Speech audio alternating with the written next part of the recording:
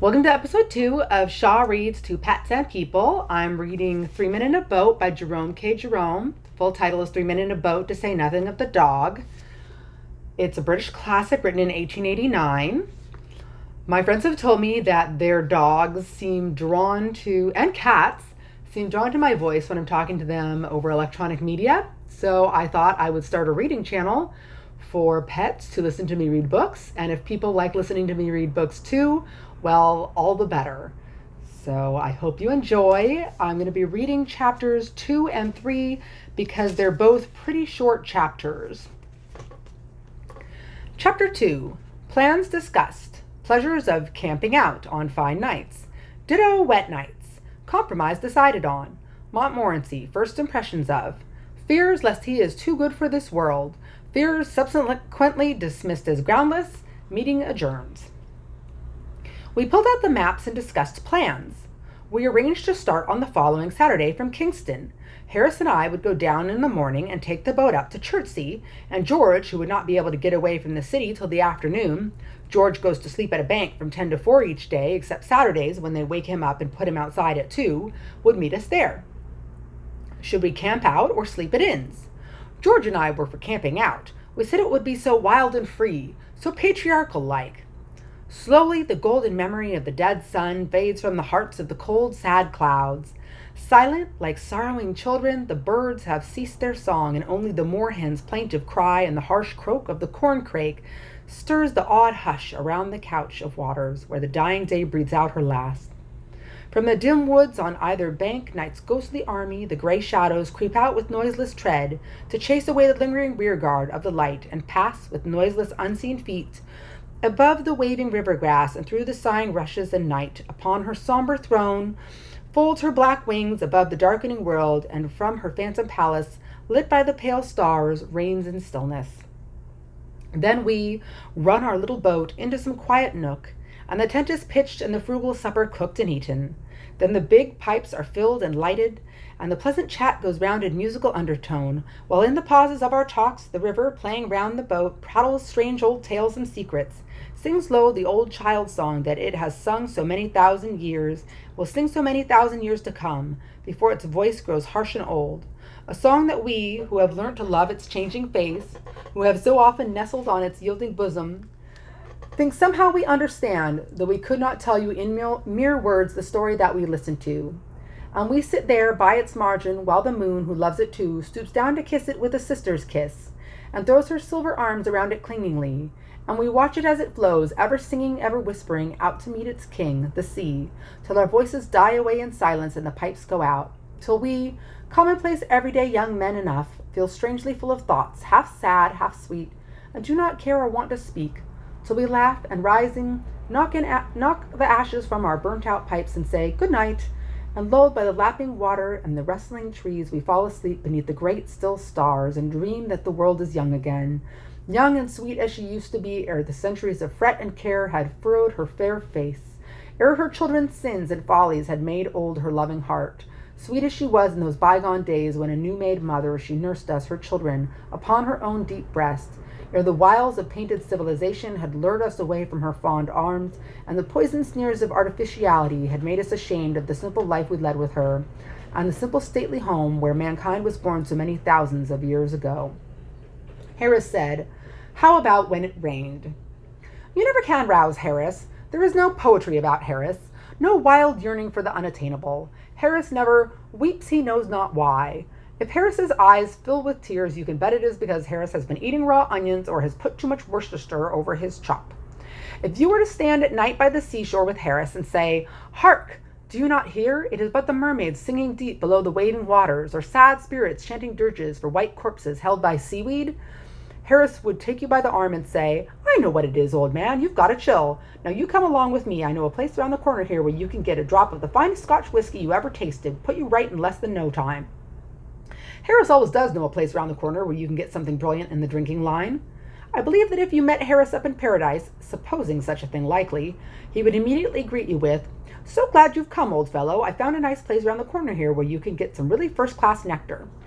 In the present instance, however, as regarded the camping out, his practical view of the matter came as a very timely hint. Camping out in rainy weather is not pleasant. It is evening, you are wet through, and there is a good 2 inches of water in the boat, and all the things are damp. You find a place on the bank that is not quite so puddly as other places you have seen, and you land and lug out the tent, and 2 of you proceed to fix it. It is soaked and heavy, and it flops about and tumbles down on you and clings round your head and makes you mad. The rain is pouring steadily down all the time. It is difficult enough to fix a tent in dry weather. In wet, the task becomes Herculean. Instead of helping you, it seems to you that the other man is simply playing the fool. Just as you get your side beautifully fixed, he gives it a hoist from his end and spoils it all. Here, what are you up to? You call out. What are you up to? He resorts. Let go, can't you? Don't pull it. You've got it all wrong, you stupid ass, you shout. No, I haven't, he yells back. Let go your side. I tell you, you've got it all wrong, you roar, wishing that you could get at him, and you give your ropes a lug that pulls all his pegs out. Ah, the bally idiot, you hear him mutter to himself, and then comes a savage haul, and away goes your side. You lay down the mallet and start to go round and tell him what you think about the whole business, and at the same time, he starts round in the same direction to come and explain his views to you, and you follow each other round and round, swearing at one another until the tent tumbles down in a heap and leaves you looking at each other across its ruins. Then you both indignantly exclaim in the same breath, There you are! What did I tell you? Meanwhile, the third man, who has been bailing out the boat and who has spilled the water down his sleeve and has been cursing away to himself steadily for the last 10 minutes, wants to know what the thundering blazes you're playing at and why the blarmed tent isn't up yet. At last, somehow or other, it does get up, and you land the things. It is a hopeless attempting to make a wood fire, so you light the methylated spirit stove and crowd round that. Rainwater is the chief article of diet at supper. The bread is 2/3 rainwater, the beefsteak pie is exceedingly rich in it, and the jam and the butter and the salt and the coffee have all combined with it to make soup. After supper you find your tobacco is damp and you cannot smoke. Luckily you have a bottle of the stuff that cheers and inebriates if taken in proper quantity, and this restores you to sufficient interest in life to induce you to go to bed. There you dream that an elephant has suddenly sat down on your chest, and that the volcano has exploded and thrown you down to the bottom of the sea, the elephant still sleeping peacefully on your bosom. You wake up and grasp the idea that something terrible really has happened. Your first impression is that the end of the world has come, and then you think that this cannot be, and that is thieves and murderers, or else fire, and this opinion you express in the usual method. No help comes, however, and all you know is that thousands of people are kicking you and you are being smothered. Somebody else seems in trouble, too. You can hear his faint cries coming from underneath your bed. Determining at all events to sell your life dearly, you struggle frantically, hitting out right and left with your arms and legs, and yelling lustily the while, and at last something gives way, and you find your head in the fresh air. 2 feet off, you dimly observe a half-dressed ruffian waiting to kill you, and you are preparing for a life and death struggle with him, when it begins to dawn upon you that it's Jim. "Oh, it's you, is it?" he says, recognizing you at the same moment. "Yes," you answer, rubbing your eyes. "What's happened?" "Bally tent's blown down, I think," he says. "Where's Bill?" Then you both raise up your voices and shout for Bill, and the ground beneath you heaves and rocks, and the muffled voice that you heard before replies from out of the ruin, "Get off my head, can't you?" And Bill struggles out, a muddy, trampled wreck, and in an unnecessarily aggressive mood, he being under the evident belief that the whole thing had been done on purpose. In the morning you are all three speechless, owing to having caught severe colds in the night. You also feel very quarrelsome, and you swear at each other in hoarse whispers during the whole of breakfast time. We therefore decided that we would sleep out on fine nights and hotel it and inn it and pub it like respectable folk when it was wet or when we felt inclined for a change. Montmorency hailed this compromise with much approval. He does not revel in romantic solitude. Give him something noisy, and if a trifle low, so much the jollier. To look at Montmorency, you might imagine that he was an angel sent upon the earth for some reason withheld from mankind in the shape of a small fox terrier. There is a sort of, "Oh, what a wicked world this is, and how I wish I could do something to make it better and nobler" expression about Montmorency that has been known to bring the tears into the eyes of pious old ladies and gentlemen. When first he came to live at my expense, I never thought I should be able to get him to stop long. I used to sit down and look at him as he sat on the rug and looked up at me and think, "Oh, that dog will never live. He will be snatched up to the bright skies in a chariot. That is what will happen to him." But when I had paid for about a dozen chickens that he had killed, and had dragged him growling and kicking by the scruff of his neck out of 114 street fights, and had had a dead cat brought round for my inspection by an irate female who called me a murderer, and had been summoned by the man next door but one for having a ferocious dog at large that had kept him pinned up in his own tool shed, afraid to venture his nose outside the door for over 2 hours on a cold night, and had learned that the gardener, unknown to myself, had won 30 shillings by backing him to kill rats against time, then I began to think that maybe they'd let him remain on earth for a bit longer after all. To hang about a stable and collect a gang of the most disreputable dogs to be found in the town and lead them out to march around the slums to fight other disreputable dogs is Montmorency's idea of life, and so, as I before observed, he gave to the suggestion of inns and pubs and hotels his most emphatic approbation. Having thus settled the sleeping arrangements to the satisfaction of all four of us, the only thing left to discuss was what we should take with us, and this we had begun to argue when Harris said he'd had enough oratory for one night and proposed that we should go out and have a smile, saying that he'd found a place round by the square where you could really get a drop of Irish worth drinking. George said he felt thirsty. I never knew George when he didn't, and as I had a presentiment that a little whiskey warm with a slice of lemon would do my complaint good, the debate was, by common assent, adjourned to the following night, and the assembly put on its hats and went out.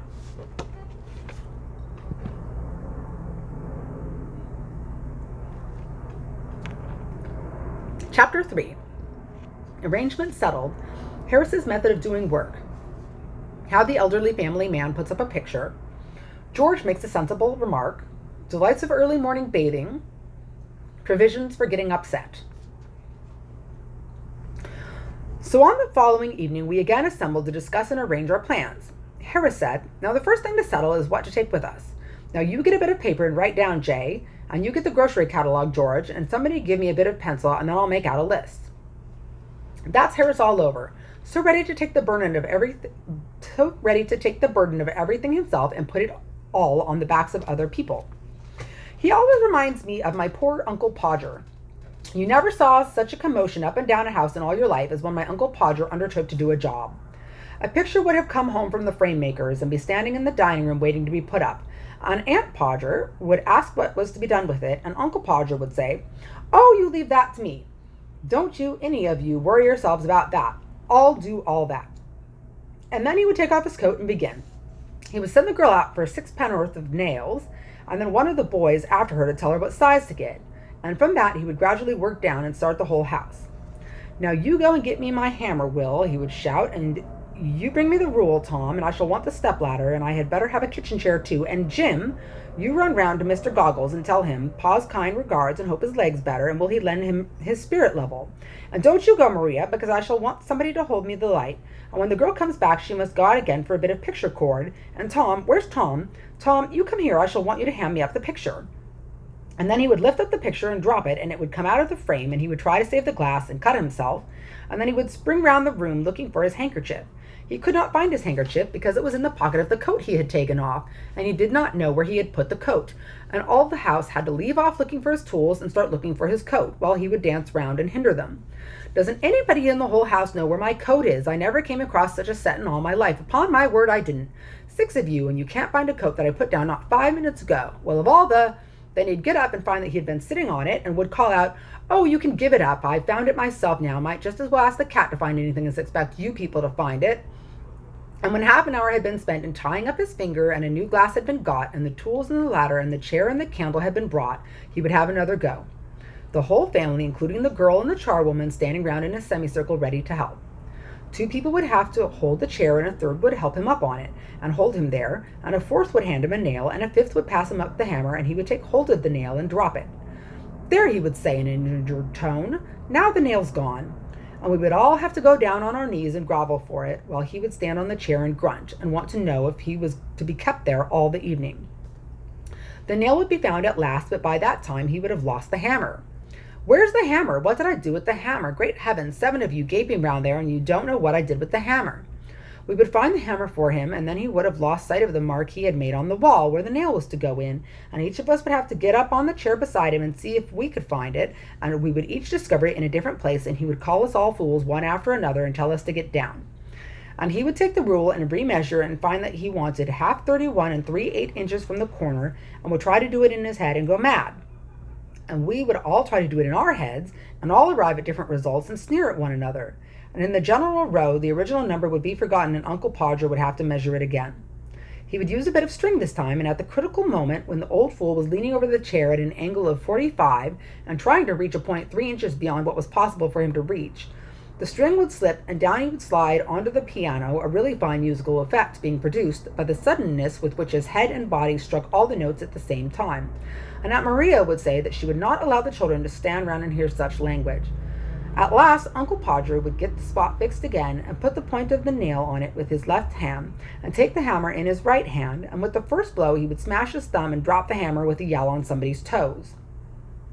Aunt Maria would mildly observe that next time Uncle Podger was going to hammer a nail into the wall, she hoped he'd let her know in time so that she could make arrangements to go and spend a week with her mother while it was being done. "Oh, you women, you make such a fuss over everything," Uncle Podger would reply, picking himself up. "Why, I like doing a little job of this sort." And then he would have another try, and at the second blow the nail would go clean through the plaster and hap the hammer after it, and Uncle Podger would be precipitated against the wall with force nearly sufficient to flatten his nose. Then we had to find the rule in the string again, and a new hole was made, and about midnight the picture would be up, very crooked and insecure, the wall for yards round looking as if it had been smoothed down with a rake, and everybody dead beat and wretched except Uncle Podger. "There you are," he would say, stepping heavily off the chair onto the charwoman's corns and surveying the mess he had made with evident pride. "Why, some people would have had a man in to do a little thing like that. Harris will be just that sort of man when he grows up, I know, and I told him so.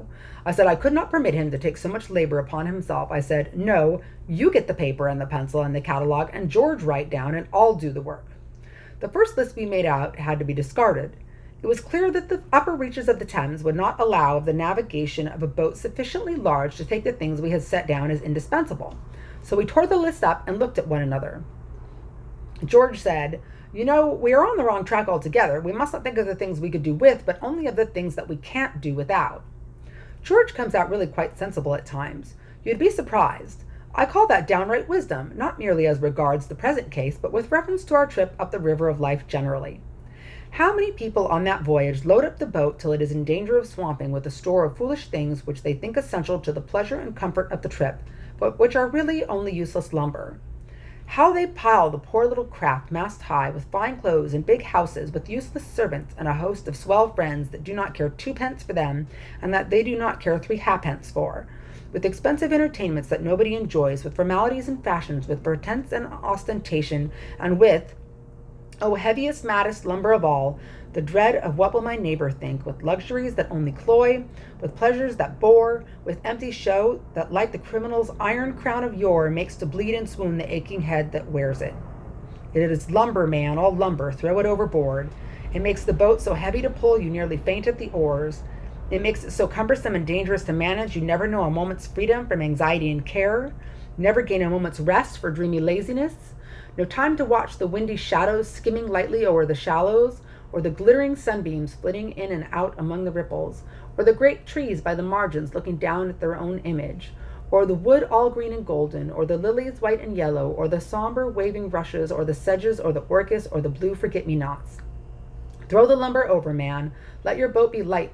Let your boat of life be light, packed with only what you need, a homely home and simple pleasures, one or two friends worth the name, someone to love and someone to love you, a cat, a dog, and a pipe or two, enough to eat and enough to wear, and a little more than enough to drink, for thirst is a dangerous thing. You will find the boat easier to pull then, and it will not be so liable to upset, and it will not matter so much if it does upset. Good plain merchandise will stand water. You will have time to think as well as to work, time to drink in life's sunshine, time to listen to the aeolian music that the wind of God draws from the human heartstrings around us, time to... I beg your pardon. Really, I quite forgot. Well, we left the list to George and he began it. "We won't take a tent," suggested George. "We will have a boat with a cover. It is ever so much simpler and more comfortable." It seemed a good thought, and we adopted it. I do not know whether you have seen the thing I mean. You fix iron hoops up over the boat and stretch a huge canvas over them and fasten it down all round from stem to stern. And it converts the boat into a sort of little house, and it is beautifully cozy, though a little stuffy. But there, everything has its drawbacks, as the man said when his mother-in-law died and they came down upon him for the funeral expenses. George said that in that case we must take a rug each, a lamp, some soap, a brush and comb between us, a toothbrush each, a basin, some tooth powder, some shaving tackle, sounds like a French exercise, doesn't it? And a couple of big towels for bathing. I notice that people always make gigantic arrangements for bathing when they are going anywhere near the water, but that they don't bathe much when they are there. It is the same when you go to the seaside. I always determine, when thinking over the matter in London, that I'll get up early every morning and go and have a dip before breakfast, and I religiously pack up a pair of drawers and a bath towel. I always get red bathing drawers. I rather fancy myself in red drawers. They suit my complexion so. But when I get to the sea, I don't feel somehow that I want that early morning bathe nearly so much as I did when I was in town. On the contrary, I feel more that I want to stop in bed till the last moment and then come down and have my breakfast. Once or twice virtue has triumphed, and I have got out at 6 and half dressed myself and have taken my drawers and towel and stumbled dismally off, but I haven't enjoyed it. They seem to keep a specially cutting east wind waiting for me when I go to bathe in the early morning, and they pick out all the three-cornered stones and put them on the top, and they sharpen up the rocks and cover the points over with a bit of sand so that I can't see them, and they take the sea and put it 2 miles out so that I have to huddle myself up in my arms and hop shivering through 6 inches of water, and when I do get to the sea, it is rough and quite insulting. One huge wave catches me up and chucks me in a sitting posture as hard as ever it can down on a rock which has been put there for me, and before I've said, "Oh, ugh," and found out what has gone, the wave comes back and carries me out to mid-ocean. I begin to strike out frantically for the shore, and wonder if I shall ever see home and friends again, and wish I'd been kinder to my little sister when I was a boy, I mean. Just when I have given up all hope, a wave retires and leaves me sprawling like a starfish on the sand, and I get up and look back and find that I have been swimming for my life in 2 feet of water. I hop back and dress and crawl home where I have to pretend I liked it. In the present instance, we all talked as if we were going to have a long swim every morning. George said it was so pleasant to wake up in the boat in the fresh morning and plunge into the limpid water. Harris said there was nothing like a swim before breakfast to give you an appetite. He said it always gave him an appetite. George said that if it was going to make Harris eat more than Harris ordinarily ate, then he should protest against Harris having a bath at all. He said there would be quite enough hard work in towing sufficient food for Harris up against stream as it was. I urged upon George, however, how much pleasanter it would be to have Harris clean and fresh about the boat, even if we did have to take a few more hundredweight of provisions, and he got to see it in my light and withdrew his opposition to Harris's bath. Agreed finally that we should take 3 bath towels so as not to keep each other waiting. For clothes, George said 2 suits of flannel would be sufficient, as we could wash them ourselves in the river when they got dirty. We asked him if he had ever tried washing flannels in the river, and he replied, no, not exactly himself like, but he knew some fellows who had, and it was easy enough. And Harris and I were weak enough to fancy he knew what he was talking about, and that 3 respectable young men without position or influence and with no experience in washing could really clean their own shirts and trousers in the River Thames with a bit of soap. We were to learn in the days to come, when it was too late, that George was a miserable impostor who could evidently have known nothing whatever about the matter. If you had seen these clothes after, but, as the shilling shockers say, we anticipate. George impressed upon us to take a change of underthings and plenty of socks in case we got upset and wanted to change. Also, plenty of handkerchiefs, as they would do to wipe things, and a pair of leather boots, as well as our boating shoes, as we should want them if we got upset. So that is episode 2 of Shaw Reads to Pets and People. I hope you'll come back for episode 3. It looks like I'll just be reading chapter 4 as it's a decent length, and I hope that you've enjoyed it.